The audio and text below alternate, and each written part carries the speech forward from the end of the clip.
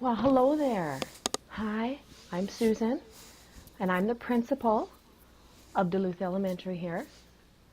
And my understanding is that you have some concerns pertaining to the interpreter in your daughter's class. Is that correct? Yeah, that is correct. In my daughter's class, the interpreter tends to miss a lot. She tends to be sick a lot. And I want my daughter to have a good education, and so the interpreter really needs to be there. She can't keep missing because it's hurting my daughter's education. Yes, yes. Illness has been a big problem this year with faculty as well as with the interpreter for Sammy. Was her name Sammy? Is that correct?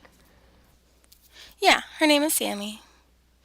She's in third grade and she's 8 years old. Yeah, I've seen her in the hallway a few times. You know, illness has been a problem and everything, as I was saying, and there aren't many interpreters in this area.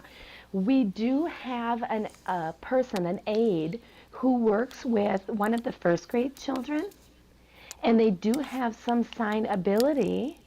I think we could place her with Sammy in the event of an extended absence of the interpreter. Wouldn't that work? Not really. I don't want my daughter to fall behind. And I think it's very important for my daughter to be constantly involved in class every day to catch up. And when the interpreter's gone for a long time, she tends to fall behind a lot, and I don't want that. Um, the assistant aide knows some sign, but that doesn't mean she's a professional and has that skill. Oh, I wasn't aware. I just assumed that since she knew signs, she could interpret. I've seen her talk to Sammy.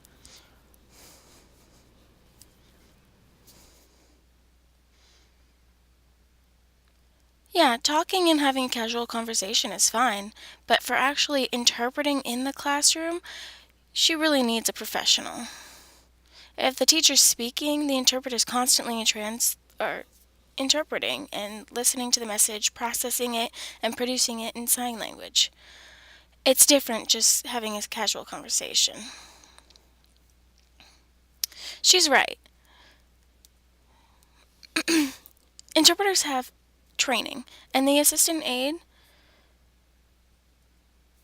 maybe doesn't have that training and probably doesn't. A signer and an interpreter are very different. Maybe a signer has learned language for a month or so, but an interpreter has a training of 2 years or more of the curriculum and various other things. And certification is the law.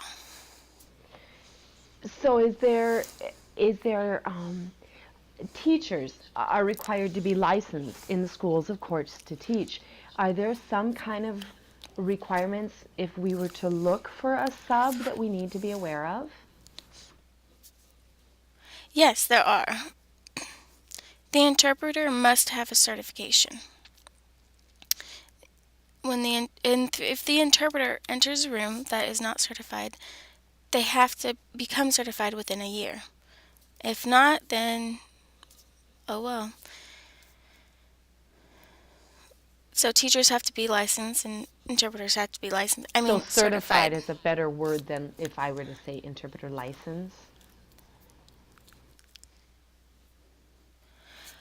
Well, I mean, that's just what it's called, is a certification. Okay, well, I know that when we hired Sammy's current interpreter, she had graduated from a training school or had gone to school. So I'm assuming that's the training you're speaking of. But as I said, there's not many interpreters in the area.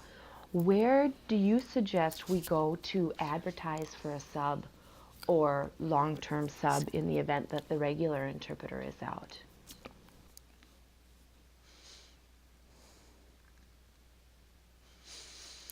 It's possible to try different schools in the district.